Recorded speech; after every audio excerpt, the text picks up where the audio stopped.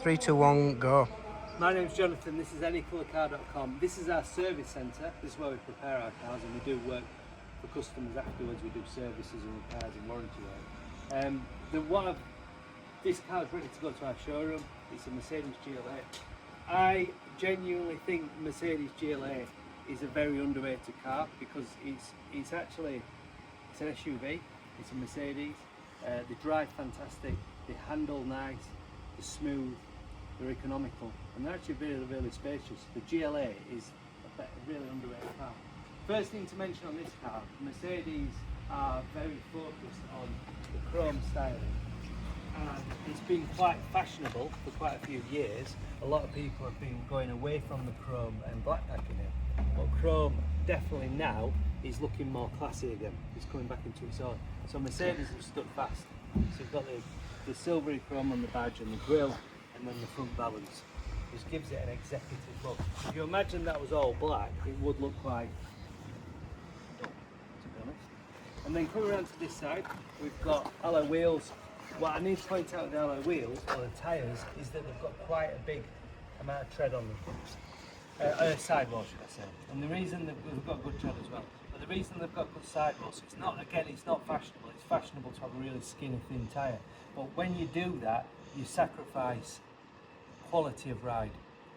So yes, the car look, people we all like to, got low profile tyres, but these tyres, this cushion so much of the speed bumps and the potholes, and make the ride just so much smoother.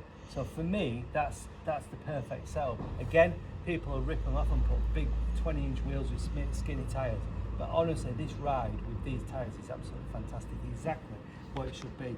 They're 19-inch, they're big enough, they've just got a big sidewall. So that's that. We've then got the plastic, which is designed to protect the car. So this is to give you a protection against all the doors opening onto it, bushes, things like that. So it's got the plastic, and then round the side you've got the continuation of the chrome along the edges of the windows and the runners on the top, and then even down this strip down here. And then again we've got this plastic strip, which is to protect the door long term against curbs and other cars banging the doors into it. So it's a really, really stylish car from the side. You step back, it looks like could be an EQC, it could be a GLC. It looks fantastic. As we move around to the rear, nothing gets worse, it only gets better. We've got twin exhaust tailpipes and a sporty valance underneath, the diffuser, which looks really cool, looks really sporty. This chrome strip to protect the boot when you're loading things in, which is a good electric opening boot, which is also cool. We've got tethers for car seats, if that's your preference, in the boot. And again, this is something I always say, if a car has extra mats or boot mats and things like that, and this has an extra boot mat which has got a Mercedes-Benz badge on it, I always think a car with a boot mat is well looked after. That's pretty much or extra mats, boot mats, somebody who cares about the car. So these have got two mats. The mat underneath has got stripes on it, thanks to our team, good work there. And then there's storage under there. There's not a spare wheel, but there's storage in an inflation kit. So that's the boot. And then from looking at and admiring the exterior, which does look really smart, going to the interior, we've got with the seat, the driver's seat's all the way back, but the passenger seat's in a pretty normal position. That's what I mean when I say this car is underrated. Because this car, I'm just going to jump in, has got tons of room. It's based on the Mercedes A-Class. I'm not going to get my feet in with the four-wheel drive, I just don't want to ruin the stripes. That seat is probably a little bit forward, but look at the space, it's massive. Tons of, I'm just over 6 foot, tons of headroom. Even with the seat back here, I'm trying to avoid the mats because they're not stripes, so there's loads of room. And then when you sat in the back, you've got your individual fans, and you've also got a USB-C down here, which is useful for the kids with their iPads, which do fit in. This is a lovely suede with red stitching along here, nice squidgy soft, not hard plastics, it's nice squidgy soft, lovely quality. And then moving on to the front, where the action happens. We've got, again, I don't want to disturb the stripy seats. This this pulls out. I always use this because it supports the back of your legs, so that's fantastic. I will start the car up. I'll both put the feet down. Kick plate with Mercedes-Benz on. We've got all the controls here for the mirrors, including folding option, heated seats in the front and rear windows. You can lock the rear windows if you've got kiddies in the back from here, and there's a boot opener there, electronic boot opener.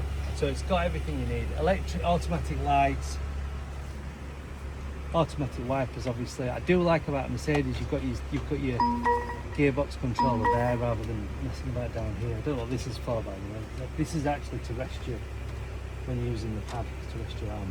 It looks like a gear stick, but yeah, having it there is just so much easier when you're driving. And then on the steering wheel, it's quite clever the way that Mercedes have set this out, because it's got a virtual cockpit in the dash. I might not be able to show you because I've got the door open.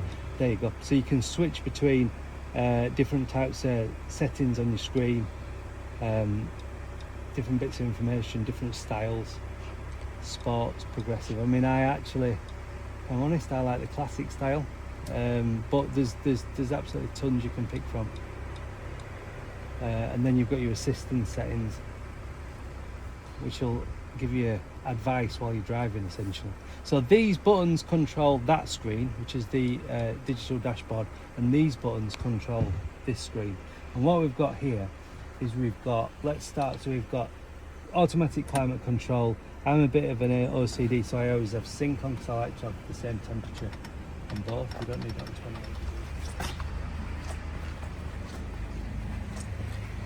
28. I'm going to just we've got USB-C there. This car does have CarPlay. I'm using my phone, a little bit difficult to show you, but just show you the different features. So we've got driving modes. So individual is you can set yourself, sport is sport, comfort is comfort, and eco is eco. So they're the different driving modes. You've got your phone and your Bluetooth connections, the navigation, which is built in. This is a built-in nav. I mean, look how slick that is and fast and zippy. It's a really good car. DAB and FM radio, a USB or Bluetooth media, information about the car, so things like engine and consumptions, owner's manual, all built in. And finally, we've got apps. Essentially, it has got a web browser. Don't know why you'd use it, but basically, it's got Apple CarPlay, which is the majority of the time. That's what we're going to be using. We've got this pad down here which controls it, but you can, as you saw me doing there, you can use your touchscreen if you wish. That's that. And then down here, there's buttons to activate nav, radio, telephone, the cameras, and you can go into the vehicle settings. So that's what these buttons do. So the beauty is you can use this or you can use that. And the reason why that's good is because when you're driving along, it's actually quite difficult to use a touchscreen while you're driving. So the beauty of this is you've got actual buttons and climate control settings down there, and you're not relying on having to press the screen, which is really more difficult than you think. So we've got climate control. We've got everything you need in there, including your CarPlay. You've got this wraparound dash, which is lovely to look at, and then we can change some of the settings. So it's got steering lane assist to keep you in lane, traction control, park assist. There's a mode there to avoid it being towed away, an alarm will go off, and there's a car wash mode. So there's more to be had really. There's quite a lot of things within here that we can change. So we've got warnings for the parking, speed warnings, active lane check. Brake assist is good because if you literally take your eyes off the road for a second and somebody's braked in front of you, the car will just stop, which is essentially saving you from having a horrible accident. In here there's things you can amend. So you've got your dynamic settings. You can tell it you've got winter tyres, and you can have acoustic locking, so it's going to beep when you lock it or not. Automatic folding mirrors, and then there's the lighting. There's quite a lot you can amend with the lighting.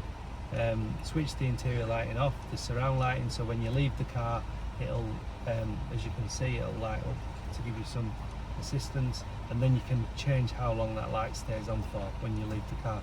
And the idea is it's to allow you to get into your house with a little bit of help from the car. And then finally you've got you've got all the different settings in here for the controls and the display style, and you can set up Wi-Fi. And the good thing about setting Wi-Fi up is you're then going to get updates on your phone from you into your car, so not your phone. That's that. It has got wireless charging, but the issue is it's too small for like Pro Max phones.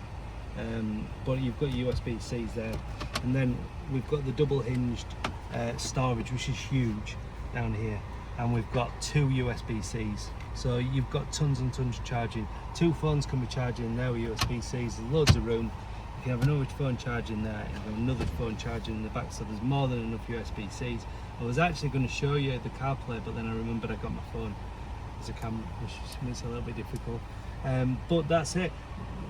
Very comfortable, very supportive, flat bottom steering wheel, red stitching, lots to like about this car, and it's fuel efficient, it's comfortable, it does exactly what it's supposed to do, and it's very, very safe. So this is a really, really strong family car. I've just noticed that lovely carbon fibre effect there as well. Really, really lovely car. Thanks for watching.